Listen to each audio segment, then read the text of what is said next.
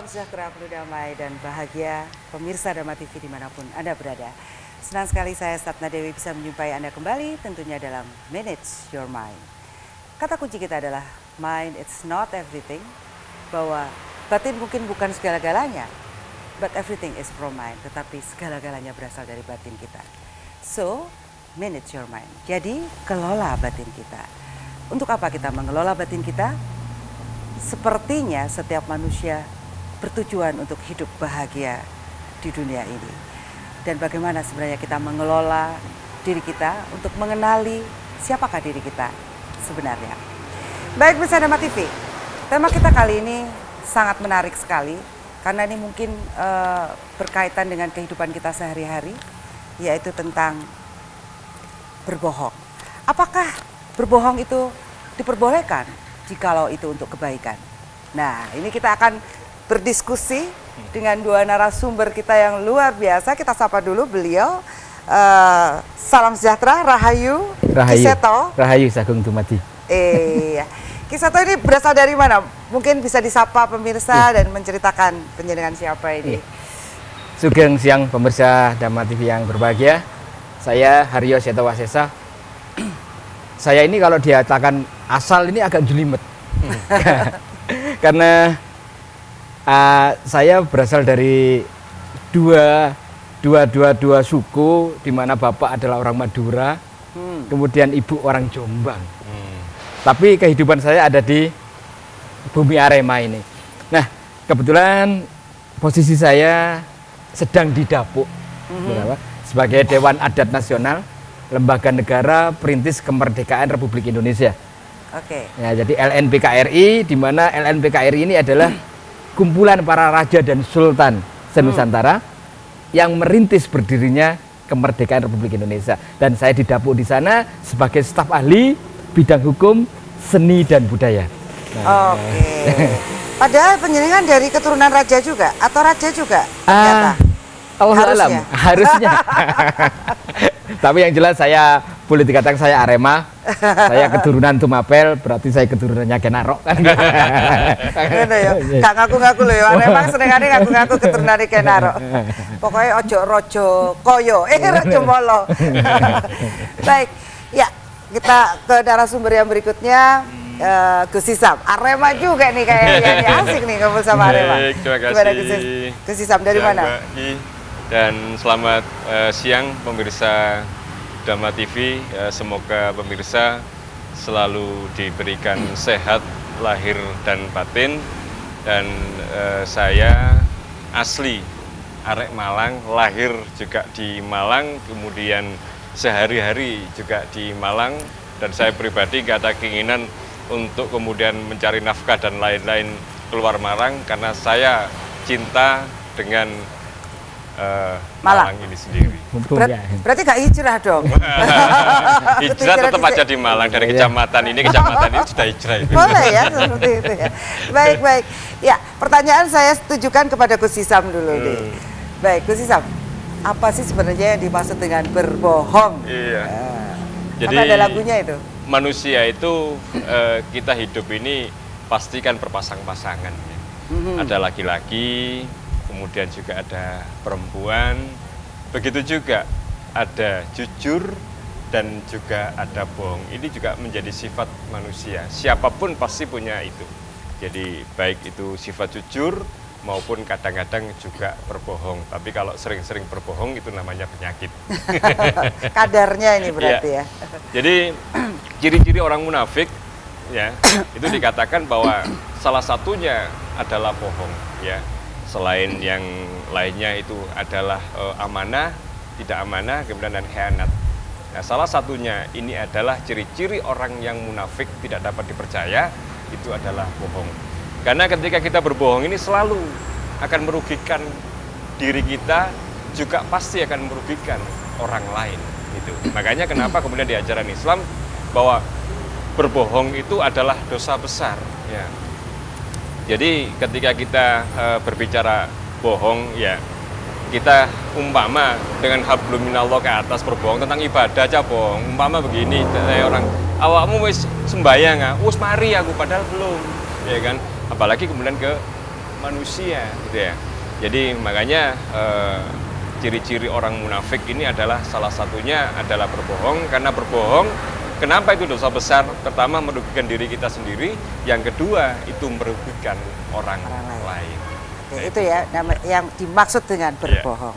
Kalau Ki Seto, berbohong sama ingkar janji. Wah, ya jelas berbeda. Karena berbohong itu adalah apa yang diucapkan tidak sesuai dengan kenyataannya. Ingkar janji juga sama? Ingkar janji beda. Ingkar janji adalah ucapannya tidak dilaksanakan. Jadi janji ya berarti diucapkan tapi tidak dilaksanakan. Sedangkan berbohong adalah ucapannya tidak sesuai dengan kenyataannya. Ini dua hal yang berbeda. Hal yang berbeda. Walaupun di ajaran Islam ini sama-sama dosa besar. Ini sama-sama ciri-ciri orang munafik. Gitu kan ya? Ya, ciri-ciri orang munafik itu suka berbohong, suka ingkar janji. Dan ini beliau katakan tadi ini kategorinya dosa besar ini dosa besar untuk dua hal ini. Gitu. Ya. Oke, dosa nih saya ingin menanyakan tentang dosa. Dosa itu apa sih sebenarnya? Apakah minus gitu ya? Kalau kita punya himpunan energi yang positif itu menjadi minus. Itu gimana, Kesisam? Jadi kalau kita hitung-hitung secara matematika, kalau namanya dosa itu pasti minus. Itu ya? Kan?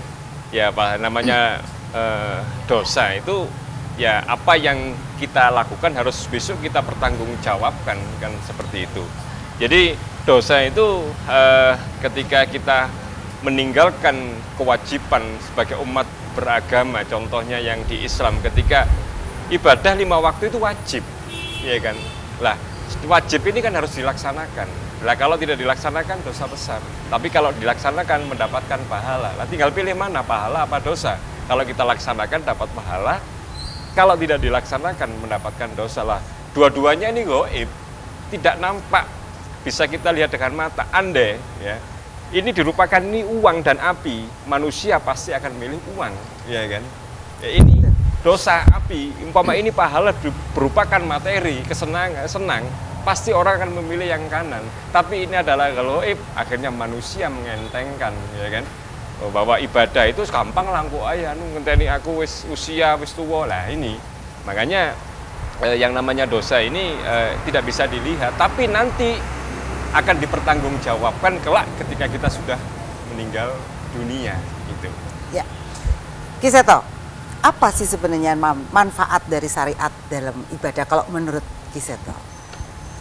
Syariat ini tatanan yang wajib hukumnya dipahami dan dilaksanakan karena ini adalah pondasi. Kita tidak bisa bicara yang lain-lain sebelum kita paham apa itu syariat, sebelum kita bicara tentang bagaimana melaksanakan syariat yang benar. Nonsen bicara hakikat tanpa dilandasi oleh syariat. Maka syariat ini menjadi kunci, menjadi pondasi bahwa dalam kita berperilaku, berkehidupan dan beragama. Pondasinya apa? Ya syariat. Bicara hakikat tanpa syariat ya nonsen. Karena ini adalah satu tingkatan atau itu pencapaian. Jadi setelah syariat ada pencapaian lagi, pemahaman yang lebih mendalam. Ya syariat, hakikat dan syariat, hakikat, makrifat itu adalah pencapaian. Tapi dasarnya adalah syariat. Tanpa memahami, tanpa melaksanakan, melakukan yang namanya syariat, jangan bicara hakikat. Ngaten Gus nggih. Keduren jare arek-arek kemelipen ya. Gitu. Baik, saya punya teman ketika saya tanya tentang dia mengatakan bahwa ya sholat itu kewajiban. Korupsi itu kesempatan. Dan selingkuh itu sebuah kesenangan. Nah, ini gimana nyambungin pemikiran yang seperti ini? Mungkin Gus Isa bisa memberikan jadi gini, manusia itu kan kepinginnya, apalagi zaman sekarang ini kan instan ya. Ibadah itu ya wis sak enake, sak kobere, iya kan. Terus mencari uang itu lek iso gak metu keringet, metu womek titik tapi oleh akeh, mari ngono digawe maksiat. Kan gitu ya. Ya, ini adalah cita-cita manusia yang nggak normal. Tidak normal ya? Nggak normal saya bilang. Bukan itu yang wajar, yang umumnya. Lah itu wajar umum menurut manusia.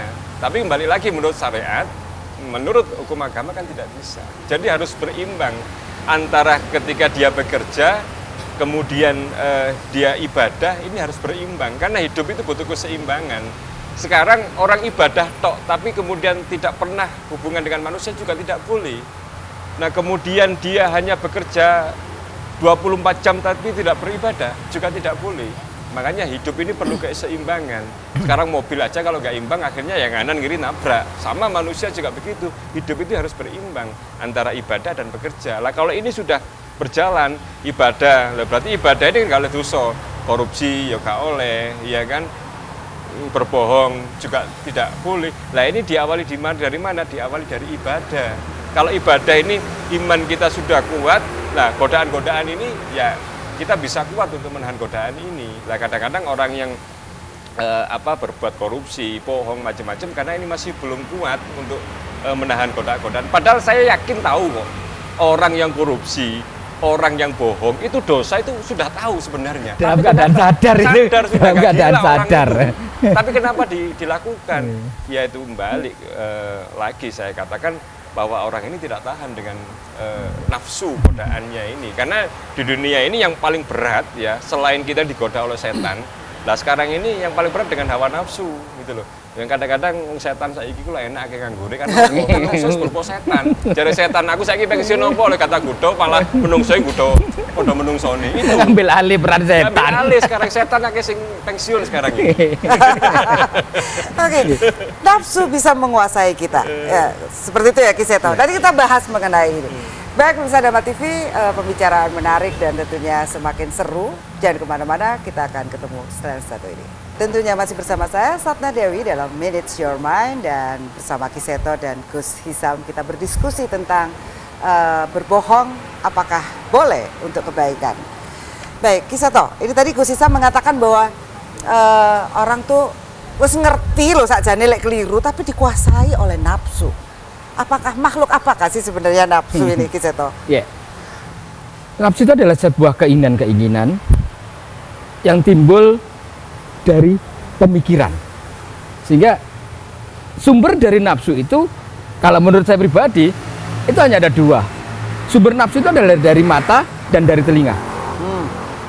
Jadi mohon maaf, orang yang tunanetra, orang yang tuli itu nafsunya tidak seperti orang-orang yang normal. Karena apa? Sumber dari nafsu itu ada di mata, menurut saya dari mata dan telinga. Indra ini berarti Indra, mata dan telinga. Ketika melihat temennya bisa beli mobil, ada keinginan, menimbulkan nafsu. Nafsu ini kalau tidak bisa dikuasai, akhirnya menghalalkan segala cara. Mendengar suara yang kemudian menimbulkan rasa keinginan. Diolah oleh pikiran, nafsunya muncul. Sehingga saya pribadi berpendapat bahwa sumber dari nafsu itu adalah keinginan. Keinginan berangkat dari mana? Dari otak yang bekerja. Ya. Otak yang bekerja menimbulkan keinginan-keinginan. Keinginannya tidak terkendali, maka dia akan menjadi nafsu yang menguasai kita. Nah, kembali lagi pada dosa. Dosa itu karena keinginan-keinginan yang berlebihan. Karena sifat dosa itu bagi saya sederhana. Dosa itu adalah perbuatan yang endingnya merugikan. Baik pribadi maupun orang lain. Itulah yang disebut dengan dosa. Ya. Kalau perbuatan tidak merugikan diri sendiri maupun orang lain, bukan dosa.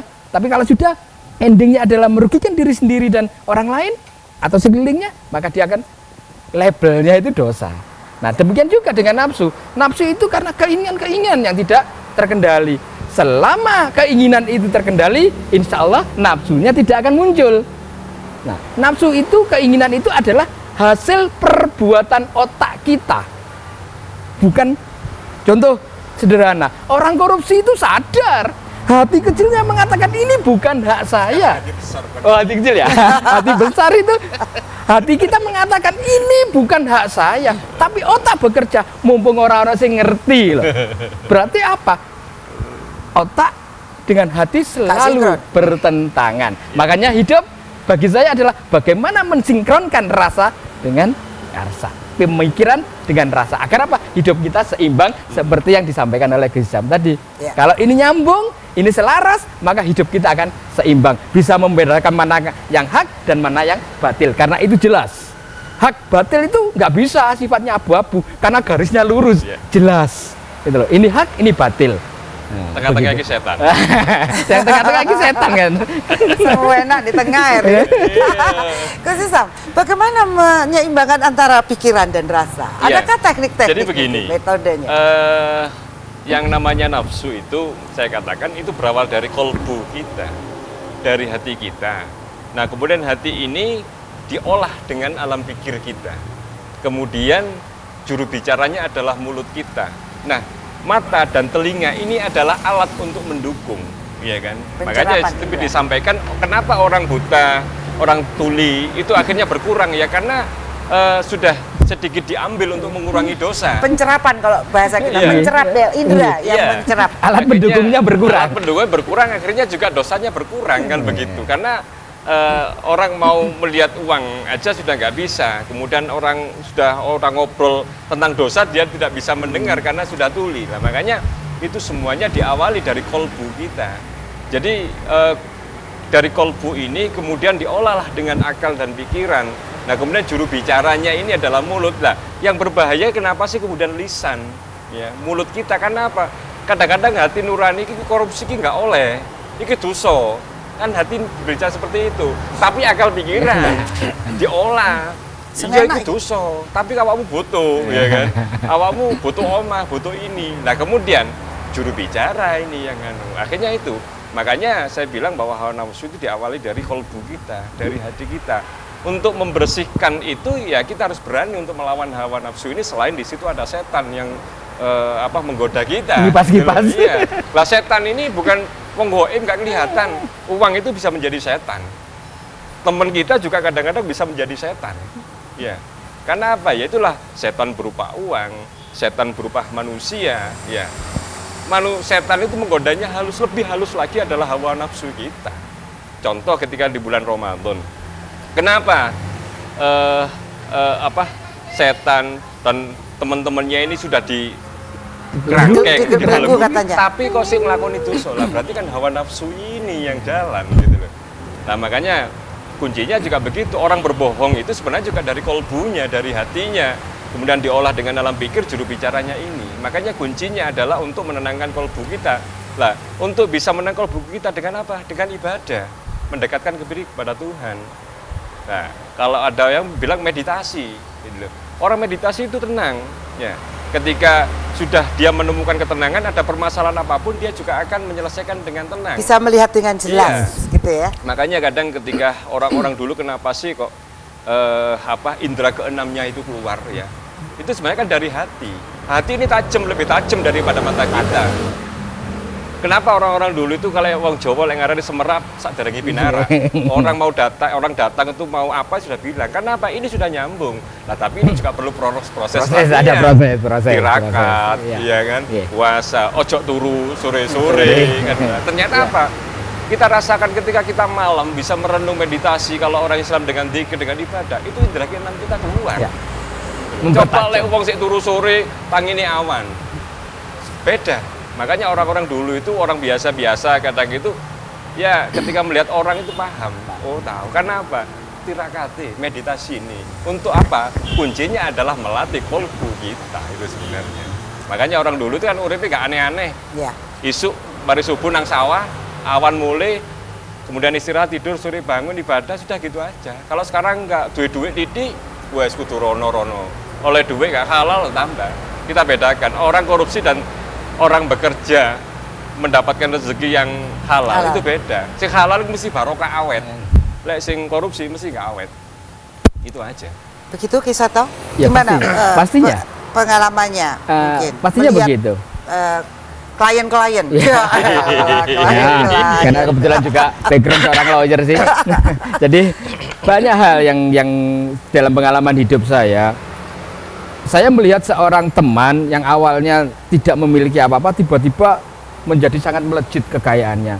Tapi tidak lama kemudian tiba-tiba jatuh, merosot, bahkan lebih parah dari awalnya. Ada yang cuma teman itu yang biasa-biasa saja, tidak pernah naik, tidak pernah turun, tapi saya lihat kehidupannya nyaman gitu. Nah ini kan berasal dari apa? Dari hal-hal yang sifatnya bersih atau kotor. Kalau sifatnya bersih, maka dia akan lebih awet. Kalau bersih itu awet. Tapi begitu kotor, semakin menumpuk, semakin cepat dibersihkan, kan gitu. Semakin kelihatan kotor, akan semakin bersih, cepat dibersihkan. Sehingga kadang-kadang kehidupan seseorang itu, kalau menggunakan hal-hal yang kotor, pasti akan melejit tinggi. Dan contohnya banyak, Malang Raya aja lah. Itu banyak sekali box itu dia naik, hanya berhitungan berapa tahun udah turun bahkan lebih dari awalnya. Di bawahnya maksudnya itu. Nah, itu hanya bicara tentang bagaimana kita mampu membedakan antara bersih dan kotor. Karena saya katakan hak dan batil itu jelas garisnya. Gitu. Ya, kemarin saya melihat salah satu tayangan televisi, salah seorang jenderal mengatakan bahwa kita sudah membersihkan koruptor, ya, pelaku korupsi. Tapi di sini ditangkap, di sini ya korupsi. Dia kena ditangkap, dia kena korupsi. Kok menjadi sebuah lingkaran setan yang tidak ada hentinya? Iya. Apa sih yang dibutuhkan sih sebenarnya? Apakah ya inilah cara merevolusi? Padahal ajaran juga sudah diajarkan sejak ribuan tahun bahkan. Kenapa manusia tetap tergoda untuk itu? Ya, saya katakan inilah akhir zaman. Ya, bumi ini sudah tua kok. Ya diimbangi dengan tingkah pola manusia. Jadi benar ketika ada revolusi mental, ya. Nah di situ kembali mental itu rujukannya apa? Akhlakul karimah. Jadi kalau orang sudah berakhlak yang baik, ya mulai nggak usah contoh lah sekarang kita lihat di Malang sendiri, anak ke orang tua, ya kan? Kalau berbicara komunikasi aja, nggak usah tentang mulutnya tapi tingkah lakunya. Panjenengan, ini sudah nggak ada. Kalau di pondok pesantren masih berlaku. Anak saya itu kalau pulang dari pondok, saya ada tamu, dari jauh sudah dodok, sudah rangkang jalan. Itu katanya feodal kalau anak-anak sekarang. Ini adalah akhlak. Akhlak. Ini sudah diajarkan oleh para sesepuh kita dari kerajaan dulu memang seperti itu. Itu apa? Untuk menghormati yang lebih tua ini sebenarnya. Jadi anak saya itu pertama saya kali menangis kepada anak saya karena apa? Ketika pulang dari pondok, ya itu pas liburan gitu, bilang saya, nah ini yang niki lobi, ini saya nangis gara-gara jempol, ya, gara-gara jempol saya menangis. Karena apa? Inilah akhlak sudah ketemu yang saya inginkan.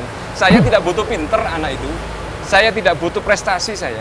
Yang saya butuhkan di situ adalah akhlakul karimah. Inilah yang ada di pesantren. Makanya di orang-orang tua kita dulu selalu mengajarkan dengan filosofi, ketika ada orang berdiri maka duduklah engkau, ketika ada orang duduk maka jongkoklah engkau, ketika ada orang duduk jongkok maka rebahkanlah badanmu. Kerendahan hati harusnya. Nah, ketika ada orang, bagaimana dengan ada orang yang sudah merebahkan diri maka hindari dia. Karena itu jelas artinya kerendahan hati, sikap, sopan santun, tata krama itu menjadi modal dasar pondasi sebagai akhlakul karimah, atau orang Jawa menyebutnya dengan budi pekerti, tata krama, sopan santun. Ini menjadi sekarang sudah kelihatannya sangat luntur.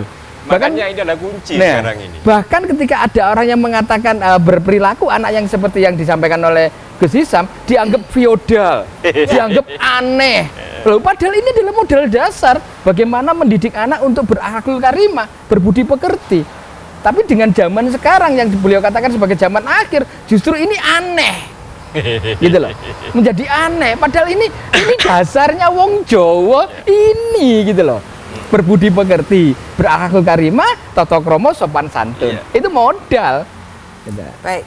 Gimana Gus Hisam? Iya. Di puncak katanya udah akhir zaman. Apakah ini juga sebuah kesempatan sebenarnya di klimaksnya masa ini membuat sebuah kesadaran baru, harusnya revolusi? Betul. Jadi makanya kalau kita ini kepingin berdakwah ya, dakwah itu agama apapun ya, kepingin mencontoh baik, ya kita awali dari diri kita dengan apa? Akhlakul karimah. Nggak usah dengan kata-kata dulu. Contoh ketika ada orang tua usia jalan, ya kita di belakangnya. Ketika orang di kampung aja sekarang, ya kita ada orang duduk-duduk, nggak ada anak itu sewu, nggak ada. Lucur ya. Kadang sepedaan lo ini lo sudah. Nah sebenarnya hal yang sederhana dimulai dari mana? Dari diri kita dan keluarga kita. Kita contohi itu seperti itu dulu lah. Kenapa kemudian ada revolusi mental yang disampaikan? Bener, itu mental itu adalah akhlakul karimah. Andai orang-orang DPR, pejabat itu dari awal diadakan pelatih tentang akhlakul karimah, ini mental kita akan menjadi. Tapi kuncinya ketika orang mau mangku duduk di DPR harus ada pelatihan, salah satu materinya adalah akhlakul karimah. Ini. Ya, itu ya. Ya. Baik, pembicaraan semakin seru, saya ingin bertanya tentang apa itu nanti berkhianat, kita bahas. Baik, pemirsa Dharma TV, tentunya jangan kemana-mana, kita akan kembali setelah satu ini. Baik, pemirsa Dharma TV, tentunya masih bersama saya Satna Dewi dalam Manage Your Mind. Baik, karena Kiseto ada acara, maka kita berdua saja dengan Gus Hisham, kita ngobrol ini seru. Kita tadi udah seru bertiga nih ya. Apakah kita menjadi lebih seru lagi nih di segmen yang ketiga ini? Baik Gus Hisham, kita tadi ada yang terpotong bahwa apakah berkhianat itu sesuatu yang juga termasuk di dalam apa ya, melanggar atau dosa itu tadi loh. Apa sih yang disebut berkhianat ini kalau menurut Gus Hisham? Kalau namanya khianat itu pasti kan juga endingnya, intinya menyakiti orang kan gitu ya. Kalau bahasa orang-orang Malang ini kan nelikung, atau bahasa yang lainnya lebihan itu nusuk dari belakang. Nusuk dari belakang. Kan gitu ya. Itu malu jadi iya, nyeleting. Jadi ya sama, intinya sama-sama menyakiti orang lain kan begitu. Namanya orang berkhianat itu kalau saya bilang adalah orang yang picik. Ya, orang yang tidak berani berhadapan. Kalau orang gentle, ya kan, itu berhadapan, tapi ini tidak, dari belakang. Makanya orang yang dikhianati itu selalu tidak siap, karena ketika dia di depan berbicara baik-baik, setuju, sepakat, ya, tapi di belakang ternyata tidak sama dengan apa yang disepakati. Bahkan ketika umpama di politik ini yang sering saya bilang ya. Nah, makanya ini sebenarnya orang-orang yang suka berkhianat ini adalah orang-orang yang nggak gentle, saya bilang gitu, nggak gentle karena apa? Selalu menusuk orang lain dari belakang. Jadi orang yang ditusuk ya secara otomatis tidak siap, karena di depan bagus, api, ya kan, bicara baik, tapi dari belakang. Nah ini yang bahaya akhirnya itu. Ya. Kasus-kasus ketika DPRD, kemudian ketika para pejabat ini melakukan bentuk, kalau saya sih menganggapnya pengkhianatan terhadap masyarakat ya, karena amanah kan harusnya beliau. Iya. Apa Mas? Ya, jadi kadang-kadang apa yang diharapkan oleh masyarakat itu berbeda dengan orang-orang politik. Ya, ini semuanya adalah kepentingan dari politik, kepentingan kelompok. Di dalam politik. Ya, kepentingan kelompok, kepentingan golongan. Padahal kalau kita berbicara tentang kepemimpinan, ya, itu tidak boleh kemudian berbicara kelompok, berbicara tentang orang-orang tertentu, tapi kita berbicara bagaimana kita ini bisa mensejahterakan masyarakat secara luas, kan begitu. Nah, kalau kemudian sudah membuat aturan, kemudian di situ hanya bisa manfaat untuk kelompoknya sendiri, ya tidak bisa ini. Karena ketika orang sudah jadi anggota DPR, saya bilang pejabat mulai dari wali kota, ketua DPR, ini pelayan sebenarnya. Ya. Kalau di Islam ini adalah khodim ya. Khodim itu adalah pelayan. Ya. Khodim siapa? Ada khodimul majlis. Ini adalah pelayannya majlis. Khodimul ummah. Ini adalah pelayannya umat. Lah, kalau pejabat ini adalah pelayannya masyarakat. Nah, sekarang dibalik. Ketika sudah menjadi pejabat, dia ingin dilayani oleh masyarakat. Nah, kalau sudah berbalik seperti ini, ya bahaya akhirnya. Karena apa? Akhirnya dia akan memperkaya dirinya sendiri, kemudian memperkaya kelompoknya, masyarakat dibiarkan. Nah, ini yang bahaya. Kalau dia sudah memang ingin ada keinginan untuk menjadi anggota DPR, kemudian ingin menjadi wali kota dan jadi wali kota, ya harus siap menjadi pelayan, kan itu ya. Tapi kasus di kemarin Gus Hisham berangkat dari kebohongan ini, ternyata banyak masyarakat yang sebelum memilih seseorang itu pasti yang dikatakan adalah wani piro. Ketika kita wani seket, di kono wani satus. Ya. Ketika seket iki diterima, satu diterima, satu yang dipilih. Simbiosis mutualisme. Apakah itu juga pilihan itu berlandaskan dari karakter masyarakatnya juga? Ya, sebenarnya begini ya. Jadi kalau tidak ada yang ngawali, ya juga tidak akan ada yang memulai, kan seperti itu. Nah, kemudian ketika ada seorang pejabat atau tokoh yang ingin menduduki sesuatu, kemudian sudah bermain dengan uang sendiri, ini sudah keliru awal, gitu loh. Nah, di sini akhirnya terputus yang namanya keberkahan, namanya barokah terputus. Gak usah yang tinggi-tinggi yang itu ya. Anak sekolah anak ini pinternya standar umpama nggak bisa masuk negeri, ya. Nah kemudian karena orang tua berkeinginan gengsi, ya, biar anaknya masuk negeri nyogok, ya nyogok akhirnya yang penting anaknya bisa masuk negeri. Lah dari nyogok ini sudah hilang keberkahan, ilmunya nanti nggak akan manfaat karena terputus dengan dia sudah bermain tidak halal, kan begitu. Nah apalagi dengan orang-orang yang ingin mencapai sesuatu kemudian dengan bermain uang, sudah pasti di situ pemimpin ini tidak akan menjadi baik karena diawali tidak baik, lah perjalanan juga tidak akan baik. Ya. Jadi intinya itu sebenarnya. Apakah itu juga menyangkut dari didikan di awal? Nyuwun sewu Gus Isam, saya melihat ya dari SD aja yang terjadi. Ada pensil hilang, berkali-kali hilang tidak ditemukan. Ya.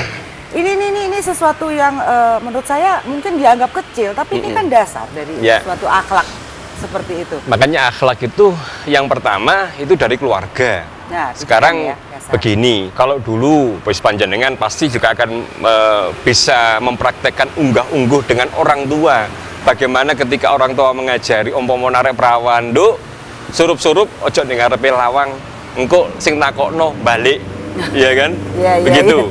Nah, ini beliau tuh menasihati dengan baik, begitu ya. Akhirnya anak ini takut. Ya, takut. Dan itu merasuk di dalam diri anak ini. Ojo wis ya engko aku lek nang takokno kok maling balik aku, gitu ya.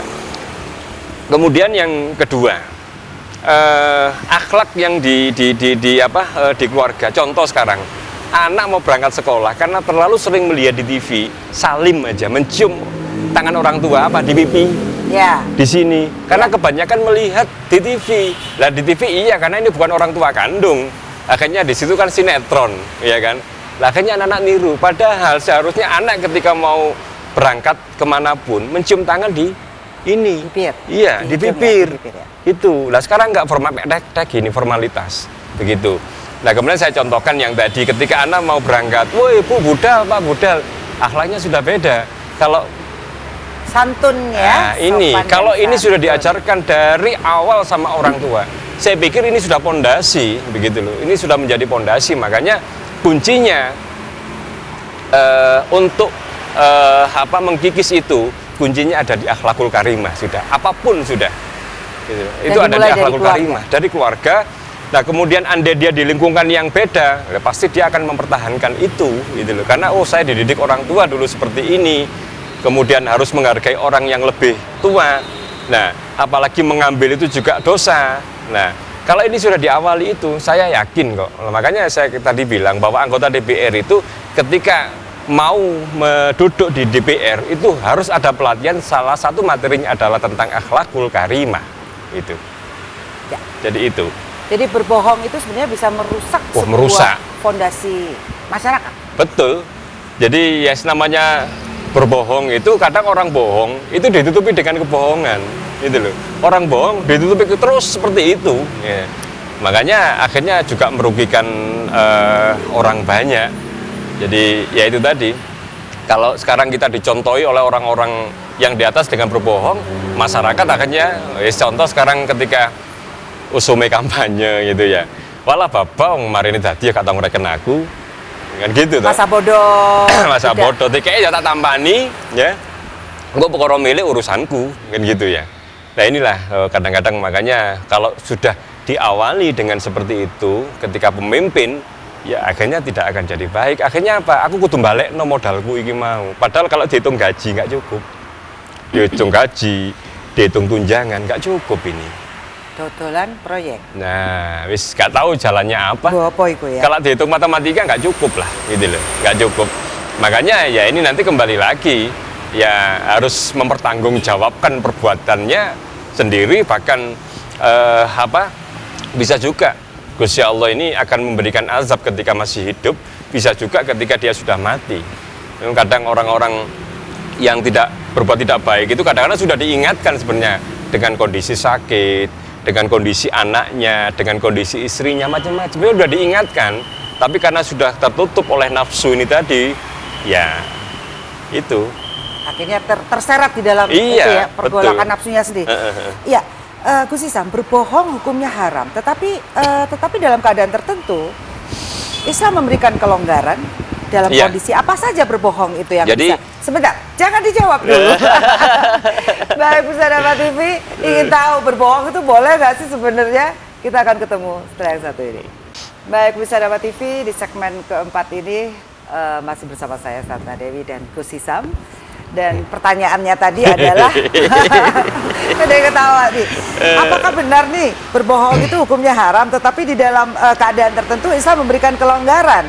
Dalam kondisi apa saja berbohong itu? Ya, jadi memang pembohong sendiri yang saya sampaikan di awal tadi, ini adalah salah satu ciri-ciri orang yang munafik, dan ini akan menjadi dosa besar. Tapi ada 3, Rasulullah menyampaikan bahwa ada 3 berbohong tidak apa-apa. Yang pertama, berbohong dalam hal kebaikan. Yang kedua, berbohong ketika perang, tapi karena sudah tidak ada perang kan. Yang ketiga, ini suami boleh berbohong kepada istri, istri boleh bohong kepada suami dalam hal kebaikan. Umpama contoh begini, ketika istri ini sudah masak, ya, masak ini kan capek, ya, masak capek. Nah kemudian suami datang, kemudian makan, lah. Ketika makan kok kasinen, lah tapi karena menjaga perasaan istri karena sudah capek, ke melayani, masak, kan seperti itu ya. Akhirnya berbohong ketika ditanyai, gimana mas, apa masakan saya enak? Enak luar biasa, padahal kasinen, ya kan?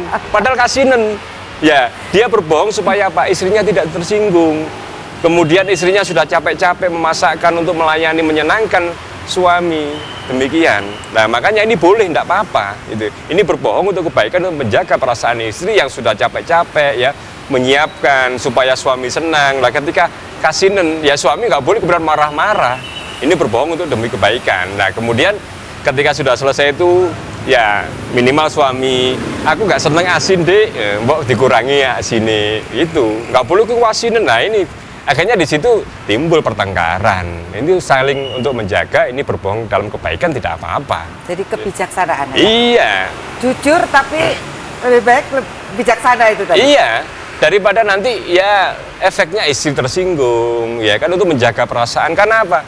Istri ini sudah mau melayani, ingin menyenangkan istrinya. Kemudian kadang-kadang istri nggak tahu moro-moro waya cukup gula kok cukup uya kan gitu. Tapi kan jadi nggak tahu dia kalau keasinan, ayo Gus. Nah, di akhirnya nanti juga suami akan bilang, aku nggak seneng asin, itu asinnya dikurangono gitu. Jadi itu berbohong untuk kebaikan gitu loh. Lah ini sudah dalam rumah tangga, apalagi dalam di lingkungan yang lainnya begitu. Jadi kadang-kadang kita ini menasihati ngilingno uwong ini kan juga harus dengan bahasa yang lembut. Nah kuncinya di mana? Di akhlakul karimah. Coba ketika kemudian kita menasihati orang dengan marah-marah, kemudian kita nasihati dengan lembut, masukan yang mana? Pasti yang lembut ini, dengan kasih sayang. Itu karena apa? Menasihati itu baik, otomatis juga dengan kata-kata yang baik, dengan sikap yang baik. Ingin menasihati yang baik, tapi kemudian dengan ucapan yang keras, yang itu beda. Ya, itu. Ada yang mengatakan bahwa ya itu temperamenku ya udah begini. Nah, ya, ini berarti orang ini tidak mau belajar, tidak mau melihat kekurangan dia, gitu loh. Nah, itu orang yang sombong biasanya itu. Sombong sama dengan bodoh nggak? Ya, akhirnya endingnya ke sana. Iya, dengan kesombongannya akhirnya kan bodoh orang ini. Iya kan? Karena dia tuh gak pinter tapi sombong koyok pinter. Padahal di atas langit masih ada langit kan gitu ya. Di atas langit masih ada langit. Awake dhewe pinter, ono sing lebih pinter. Awake dhewe sugih, ono sing lebih sugih. Kan gitu loh. Akhirnya ketika ketemu orang yang lebih kaya ya diguyu. Ada orang yang lebih pintar diguyu kan kelihatan bodoh akhirnya. Sombongan adalah suatu kebodohan sebenarnya ya. Ada yang mengatakan bahwa diam itu emas. Ya. Ini apa maksudnya? Jadi diam adalah emas begini. Ketika kita ketemu dengan teman-teman banyak gitu ya, dengan teman-teman kumpul, utamanya ibu-ibu biasa ya, perempuan ini. Gibah. Ya. Ketemu, ya wes topik pembicaraannya ini. Paling topik pembicaraannya dibicarakan 10-15 menit selesai atau tuntas. Lah, ketemu nih sak jam, yang 45 menit itu gibah, rasan-rasan macem-macem ya.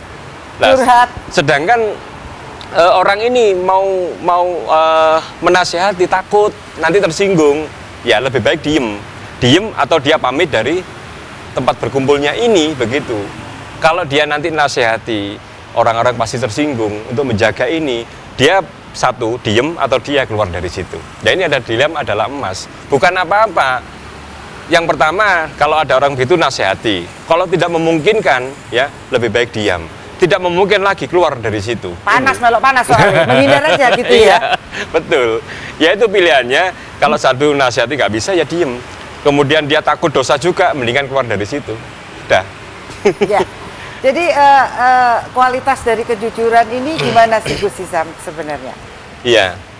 Orang jujur, lek jare wong Jawa itu mujur. Ya, apa tuh maksudnya? Ya mujur itu, iya. Jadi mujur itu kan lurus toh. Jadi kalau orang sudah jujur pasti lurus-lurus saja. Makanya orang Jawa itu kalau berbicara makna filosofi kata-kata orang Jawa ini, kalau kita kita bedah ini luar biasa. Wong jujur itu mujur mesti lurus. Lah wong gak jujur apa menggok mbungan kiri kan gitu dah. Terjadi distorsi kalau ya kalau bahasa ilmiahnya iya. ya. Kate nang ngono cek menggok tuh kan iya, wong dalane ning kono sorono dengan berbohong macam-macam itu. Makanya orang jujur itu kuncinya sudah mujur. Jadi wong Jawa apa? Ya lurus sudah. Lah ketika orang sudah jujur ya, dia itu kemana-mana enak ya, karena merasa ya dirinya nggak pernah berbohong, nggak pernah menyakiti orang lain, kumpul dengan siapapun enak, dan orang ini pasti disenangi oleh teman-temannya. Itu apa yang dimaksud dengan bloko suto kalau di Jawa? Apakah apa ya bloko suto itu opo onone ya kan, opo onone. Jadi dia nggak mau berbohong itu tadi, opo onone itu kan kalau bahasa anunya kan tidak mau berbohong. Umpama sekarang dia dengan materi ya wis aku ono iki ya iki gitu loh. Wis gak umpama kadang ada orang dia secara ekonomi biasa tapi kehidupannya waduh ya wis koyo yo macake koyo wayu-wayu nek jopo tase sing balang di omah morat-marit. Lah ini loh. Kak jujur itu. Iya, nggak bloko suto ya kan. Bloko suto ya. Iya, nggak ono apa-apa. Kalau dia ya sudah inilah. Dia punyanya baju itu ya sudah, bilang itu aja. Itu makanya kadang-kadang orang itu gengsi lawannya itu ya. Gengsi. Berarti gengsi itu bukan sesuatu yang baik. Iya tidak toh. Orang yang gengsian itu kadang-kadang dia itu kehidupannya dia di bawah tapi dia seakan-akan di atas. Tetapi gitu ini martabat loh, harga diri loh. Iya, jadi makanya gengsi ini ya, aku gengsi, ya kan. Lah gengsi kan dilihat dulu gitu loh. Kadang-kadang orang gengsi itu lek jaremu gak kisenan. Ono kate mangan luwe, lapar ya. Di situ ada makanan yang sudah disuguhkan. Karena gengsi ya, gak mau makan ya gak kisenan, wetenge ya luwe gitu loh.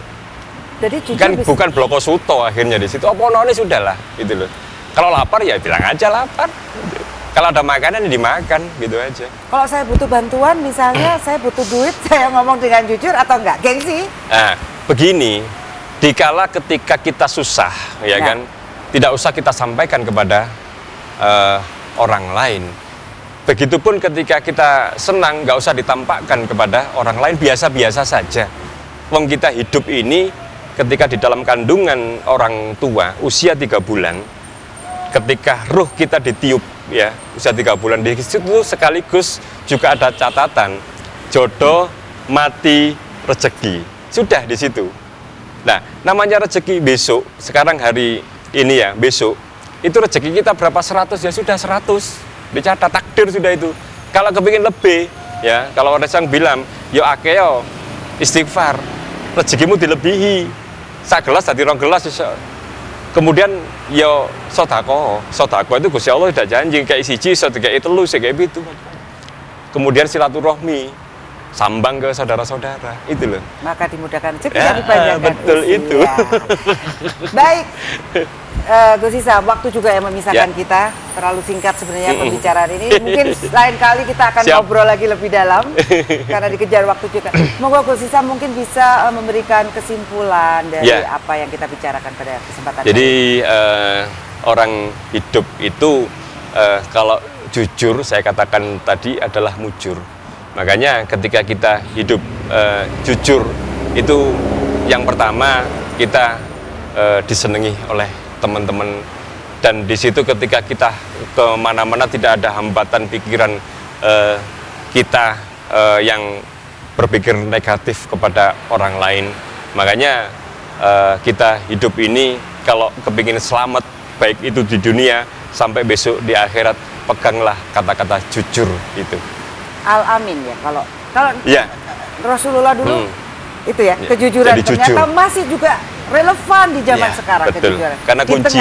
di tengah yang tidak banyak orang yang tidak jujur itu tadi ya, Gus Isam. Baik, terima Ya. kasih Gus Isam atas Sama-sama. diskusi kita Ya, kali ya. ini. Baik pemirsa Dama TV, kejujuran memang harus menjadi landasan kehidupan kita. Tulus, ikhlas, jujur, bloko suto opo onoe membuat hidup kita menjadi jauh lebih ringan seperti itu ya.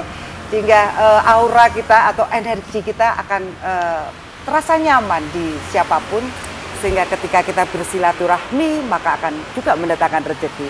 Bersilaturahmilah maka engkau akan dimudahkan rezeki dan dipanjangkan usia, katanya begitu. Syaratnya apa adanya, jujurlah. Baik pemirsa Dama TV, tentunya kata kunci kita adalah mind is not everything, but everything is from mind. Tetapkan di dalam batin kita kejujuran. Microchip kita yang dasar adalah jujur apa adanya. Tidak perlu gengsi-gengsian katanya Gus Isam. Baik, saya Satna Dewi beserta kru Dama TV mengucapkan banyak terima kasih dan mohon maaf jika ada salah kata. Kata akhir saya, semoga semua makhluk hidup berbahagia.